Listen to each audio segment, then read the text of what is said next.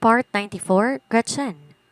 Nagpatuloy sa pagsasalita si Warren pero halos walang maintindihan si Sebastian sa pinagsasabi nito. Nang unti-unti na siyang bumalik sa kanyang wisyo, hinanap ng kanyang mga mata ang matandang Okamori. Agad namuo ang mga luha sa kanyang mga mata at sa nanginginig niyang mga tuhod, naglakad siya palapit sa babae. Pinigilan siya ng ilan at pilit na pinaupo pero determinado siyang makarating sa kinaroroonan nito. Nang makarating siya sa gawin ng ginang, walang pag-aalilangan siyang lumuhod. Nataranta naman si Hermania at nais nang patayuin si Sebastian mula sa pagkakaluhod nito pero ayaw magpaawat ng lalaki. Good afternoon sa inyong lahat. Grabe din yung lungkot at guilt na nararamdaman ni Mr. Isolde. Dala-dala niya sa dibdib yung bigat ng pagkawala ni Helena. Siya pala ang huling taong kasama ni Helena nung bata pa ito at di nagawang mailigtas si Sebastian. Ang noon ay bata pang si Helena at nahulog ito sa tubig. At mula nga noon, hindi na nakita ang bata. Kaya gano'n na lang ang sakit na nararamdaman ni Sebastian. Mga ka-Ashlon, huwag na nating patagalin pa. Ituloy na natin ang kwento. Nang akmang luluhod din si Hermania sa harapan nito, napilitang tumayo si Sebastian. Gayunpaman nilamna sa luha ang mga mata nito at puno ng pagsisisi na humarap kay Hermania.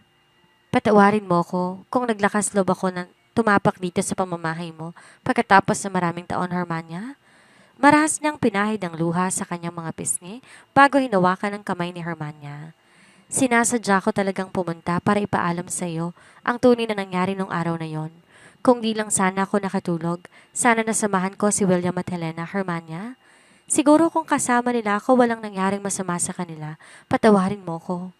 Ilang taon kong inilihim ang tungkol sa bagay na to, pero walang araw na hindi ako nagsisisi. Parang batang umiiyak si Sebastian sa harapan ni Hermania. Dalawang mahalagang tao sa buhay ni Hermania ang nawala ng araw na yon. Labis na kalungkutan ang naramdaman niya pero wala siyang balak sisihin sa Sebastian sa nangyari. Tipid siyang ngumiti sa kabila ng lungkot na nararamdaman at marahang umiling. Wala kang kasalanan, Sebastian. Hindi mo ginusto ang nangyari. Lahat tayo may sariling kapalaran. Kung sakali mang sumama ka sa kanila, baka pati ikaw ay napahamak at nadamay sa aksidente. Marahang hinagod ni Hermania ang likuran ni Sebastian. Don't feel guilty, Sebastian. Mabait na bata si Helena. Sigurado kung hindi siya matutuwa kung makikita niya tayong ganito ngayon. Siguro hindi lang talaga siya nakatadhana na makasama natin. Ngayong wala na si Helena, kailangan nating magpatuloy sa buhay. 20 taon na ang nakakalipas pero nanatili silang nakabaon sa kalungkutan. Maging ang asawa ni Sebastian ay namatay sa depression 3 taon na ang nakakalipas dahil hindi pa rin nakahanap ang apo nila. Nang mamatay si William at nawala si Helena, unti-unti ring nawala ng koneksyon ng pamilya nila. Nawala ng gana sa business si Sebastian kaya't unti-unti. Bumulusok ang Isolde Group of Companies kaya kahit malungkot si Hermania, pinili niya pa ring payuhan sa Sebastian para na rin sa ikabubuti ng bawat isa sa kanila. Maiba tayo, wala pa bang ambulansya? Tanong ni Hermania. Marahan na umiling si Sebastian. Di na kailangan. Masyado lang akong nadala ng emosyon ko kanina kaya ako hinimatay. Uminom na ako ng gamot. Magpapacheck up na lang ako kapag nakabalik na ako sa syudad. Nawala ng tensyon sa paligid. Sa hindi sinasadya, napalingon si Hermania sa gawin ng babae na nagdagdas kay Sebastian na katabi ni Colin. Hindi niya mapigilan ang sarili na mapangiti. Anong pangalan niya? Kinabahan ako kanina habang nare-revive ka niya. Hindi ko akalaing magagawa kanyang iligtas mula sa bingit ng kamatayan. Agad namang napatingin sa Sebastian sa gawin ni Gretchen at napangiti. Muli mo na namang iniligtas ang buhay ko sa ikalawang pagkakataon, Iha. Hindi ko na alam kung paano ka pa pasasalamatan sa ginawa mo. Anong ibig mong sabihin, Sebastian? Nagtatakang tanong ni Hermania. Mapait na napangiti si Sebastian bago nagsalita. Masyado akong nangulila sa asawa ko noong nakaraan. Sa hindi sinasadya, hinimatay din ako. Siya ang nagligtas sa akin. Inihatid ko lang naman po kayo. Ang mga medical staffs po ang tunay na nagligtas sa inyo. Ani Gretchen sa nahihiyang tono. Ang dami pa namang nakikinig sa kanila. Marahan namang umiling si Sebastian. Siguro kung nataon na ibang taong nakakita sa akin, mag-aalangan silang tulungan ako sa takot na madamay kapag may nangyaring masama sa akin. Kaunti na lang ang mga taong kagaya mo, tunay na niligtas mo ang buhay ko. Sinuyod ng tingin ni Hermania ang babaeng nagligtas kay Sebastian. Nung una niya tong masilayan, magaan ang kalooban niya dito. Pero narinig niya ang sinabi ni Sebastian, mas lalo niya itong nagustuhan. Matamis siyang ngumiti dito bago nagsalita. Maaari ko bang malaman ang pangalan mo, Iha? Napatingin si Gretchen sa matandang babae na masuyong nakangiti sa kanya. Di may pagkakaila na sa kabila ng edad nito, hindi may tatago ang kagandahang taglay nito, lalo na siguro nung kabataan ng ginang. Tipid din siyang ngumiti bago sumagot. Gretchen po ang pangalan ko? Gretchen, mahinang sambit na Hermania. Pakiramdam niya pamilyar ang pangalang yon. Hindi niya lang matukoy kung saan niya narinig. Akmang magpapaliwanag si Demetrio nang bigla na lang may isang pamilyar na boses ang sumingit mula sa kanilang likuran. Grandma Hermania, si Gretchen ang babaeng na pag-uusapan natin nung nakaraan kasama si Colin. Naalala mo pa ba ang tungkol sa balita? Bahagya namang nasurpresa si Hermania sa narinig. Nang marinig niya ang naikwento ni Anthony nung nakaraan, na curious siya kay Gretchen at nais niya itong makita. Hindi niya inaasahan na ngayong araw na yun mangyayari. Tiningnan ni Hermania si Gretchen mula ulo hanggang paa sa masuyong paraan. Naalala niya kung gaano kamiserable ang buhay nito sa kamay ng sarili nitong mga magulang. Pero sa kabila ng lahat nangingibabaw ang angkin nitong kagandahan, sa kabila ng ordinaryong damit na suot nito at sa kabila ng pinagdaanan nito, napakabait pa rin ng babae. Napatingin siya sa bandang noon nito, pababa sa mga kilay ni Gretchen. Sandali siyang natigilan na mapagtanto niya, napakapamilyar ng mukha nito. Subalit ilang sandali lang, ipinilig niya ang kanyang ulo. Baka nagkakamali lamang siya. Halos nalibot na ni Warren ang buong Pilipinas at maging ang mga karating bansa para lang hanapin si Helena. At ngayong nakumpirma na nila na wala ng apo niya, bakit naiisip pa rin niyang buhay ito? At posibleng si Gretchen yon.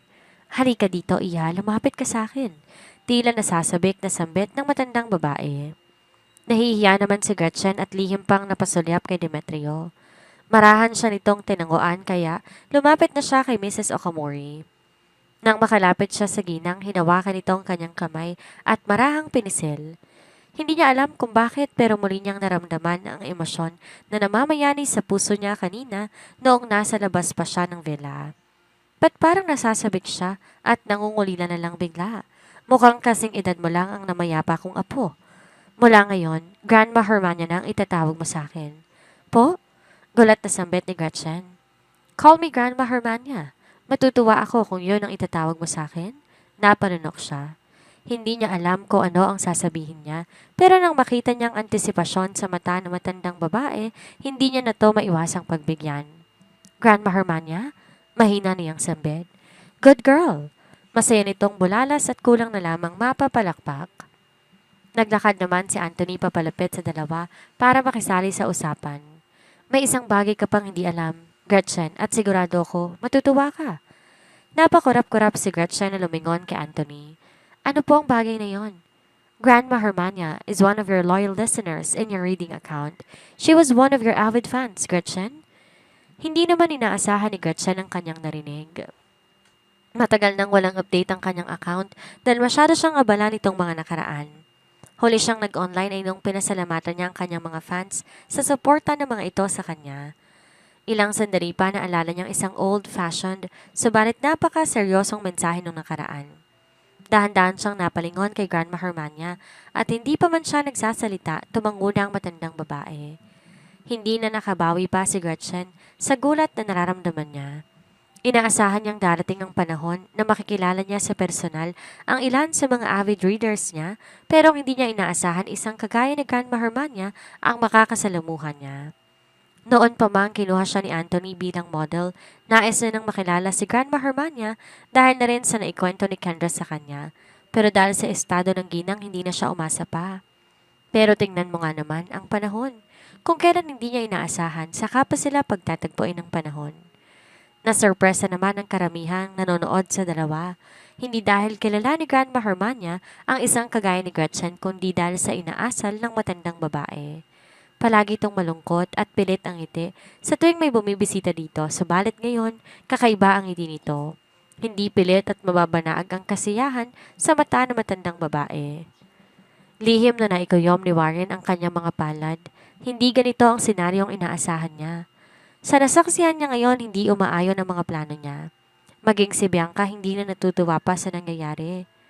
Agad na naagaw ni Gretchen ang limelight nang dumating to kahit na dapat kay Helena lang ang atensyon ng lahat. Hindi lang nito iniligtas ang buhay ng matandang Isolde, maging ang atensyon ni Grandma Hermania ay nakuha din ng babae. Hindi niya alam kung anong kulam o gayuma ang meron ito, at hindi lang si Demetrio kundi si Grandma Hermania ay nagustuhan ito. Mukhang hindi lang nito aagawin si Colin mula sa kanya, kundi maging ang godmother niya rin. Hindi kaya sinadya ng matandang yon na mahimatay para tulungan si Gretchen?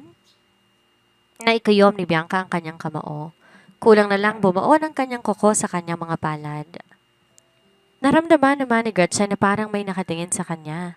Nang nilinga niya ang tingin sa paligid na kasalubong niya, ang mainit na titig ni Bianca. Subalit imbes na matakot, tinaasan niya lang ng kilay ang babae. Nakakatawa. Magbula na ipakita ni Bianca ang totoo nitong kulay sa kanya, hindi na to nag-aabala pa na muling magkunwari. Gayunpaman wala siyang pakialam. Marami-rami na rin ang atraso nito sa kanya kaya wag lang talaga nitong subukan ang pasensya niya.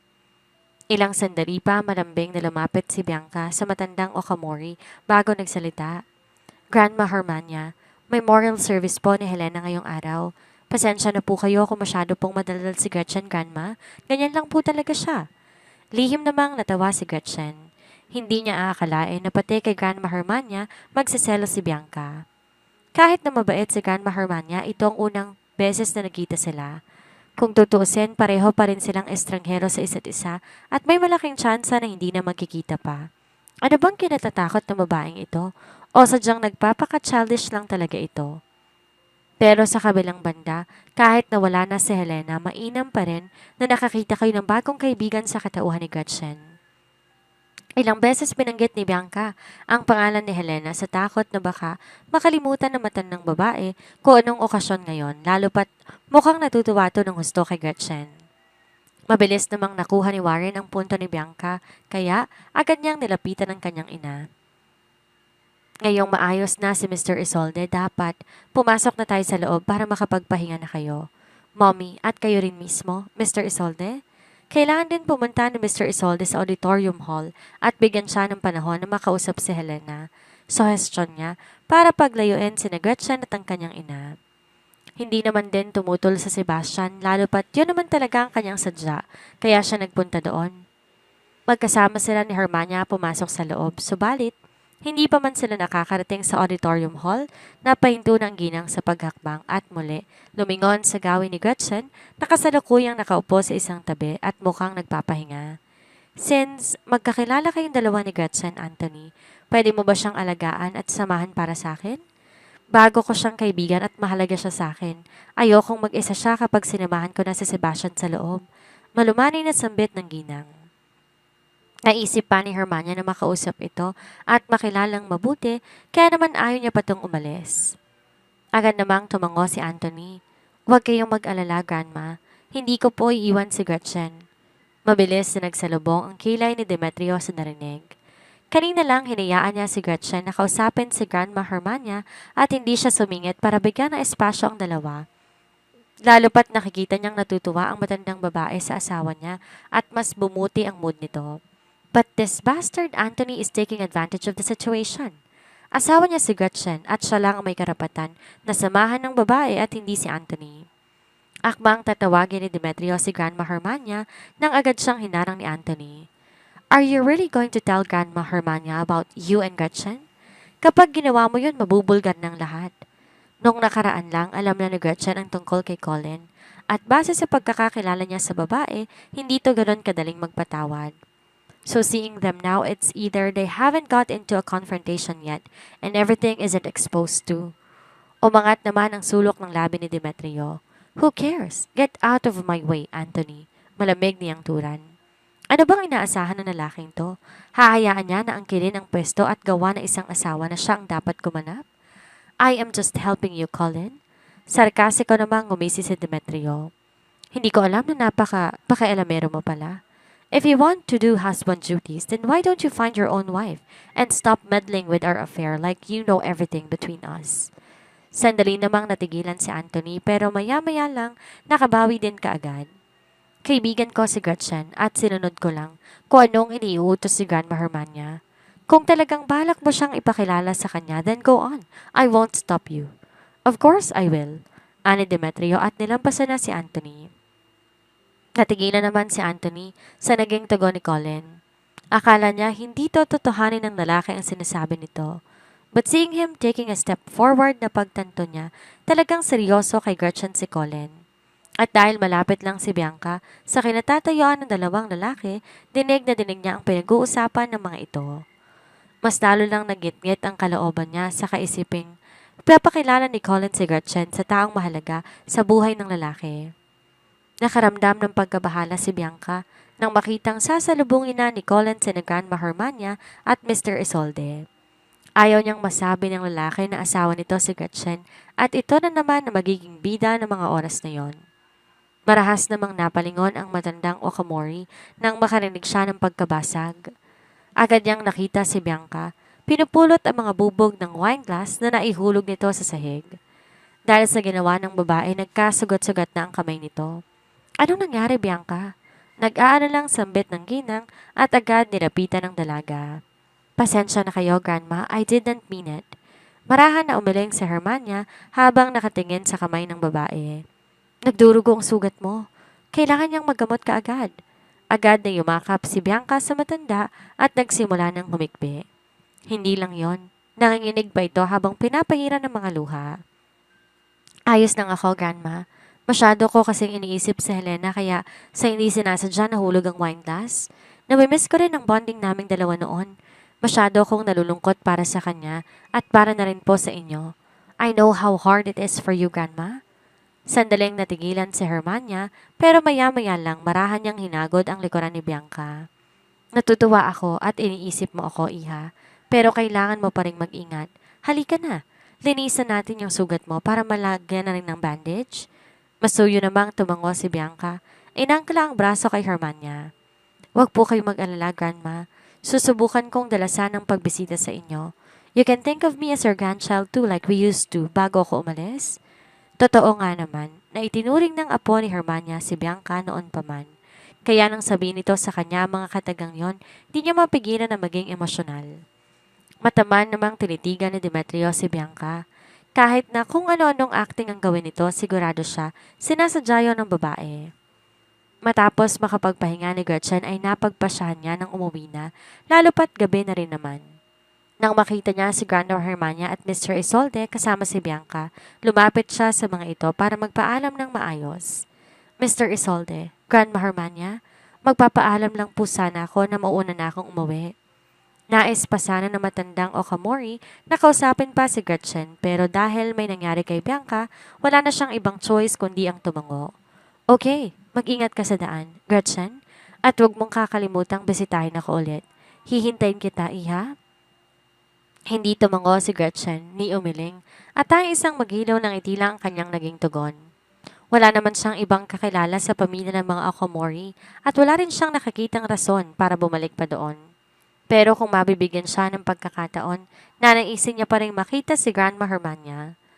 Habang nagpapahinga siya kanina, may nakita siyang mga calligraphy at painting sa loob ng villa na nakakuha ng kanyang atensyon. Gustong-gusto niyang matuto ng calligraphy at painting nung maliit pa siya, pero hindi siya nagkaroon ng pagkakataon na pag-aralan yon dahil sa sitwasyon niya at trato ng pamilya niya sa kanya. Pero dahil magiging abala siya sa trabaho niya sa Isolde Pictures, sa mga susunod na araw hindi siya sigurado kung kailan mangyayari ang nais niya. Matapos makapagpaalam ng maayos sa dalawang matanda, lumabas na siya ng villa. Pinanood naman ni Bianca ang pag-alis ni Gretchen. Pakiramdam niya nanalo siya sa isang laban. Subalit napalis ang kanyang saya nang marinig niyang nagsalita si Colin. Grandma Hermania, it's time for me to leave too. See you again next time. Tumango naman si Grandma Hermania. Okay, salamat sa pagpunta. Colin? Grandma Hermania, alam kong busy ka sa kumpanya, pero naglaan ka pa rin ng oras para sa akin. Gabi na rin naman. Mag-ingat ka sa daan. Ang pag-aakala ng matanda ay babalik na ito sa hasyenda ng mga Yamoto, pero alam ni Bianca, susundan ito si Gretchen. Colin, mahina niyang sambit, tinaas ang kanyang kamay na nagdurugo para ipaabot sa lalaki na may sugat siya. Nasa harap sila ni Grandma Hermania kaya't imposibleng babaliwalain siya nito. Alam naman ng matandang babae na may nakaraan sila and Colin is polite towards elders. You're injured. Bakit di ka na lang manatili dito sa villa? At hindi ba miss na miss mo na si Helena? Bakit di mo siya samahan na mas matagal nang sa ganon maibsan ang lungkot na nararamdaman mo? Grabe ang mga kaganapan ngayon. Paganda ng paganda ang bawat eksena. Naku, mukhang buhay pa yata si Helena. Ano sa tingin niyo mga ka-Ashlon? At ito naman si Bianca hindi na nadala. Ang hilig makialam at sobrang inggitera. Akala niya yata madadala niya sa acting si Demetrio. Sabi nga nito, si Bianca lang ang kilala niyang artista na hindi marunong umacting. Anyways, sa kwento natin ngayon mukhang may mga nakatago pang lihim na dapat mabunyag. Kasi pansin nyo, iba yung pakiramdam ni Grandma Hermania na makaharap at mahawakan niya si Gretchen. Alam niyo yung parang lukso ng dugo? Pakiramdam niya si Gretchen ang nawawala niyang apo. Naku, exciting na talaga. Bakit nga kaya gano'n na lang ang pakiramdam ni Grandma Hermania nang makaharap niya si Gretchen? Si Gretchen ba ang nawawalang apo ng matanda? Parang, what a small world. Kung si Gretchen nga si Helena, si Mr. Isolde ang dapat na magliligtas sa kanya pero hindi niya nagawa. Tapos ngayon, 2 beses nang nailigtas si Gretchen ang buhay ng matanda. O, ba? Diba? Huwag niyong papalagpasin ang iba pang mga kaganapan. Bukas po ulit. Salamat po sa pagsama ngayong araw.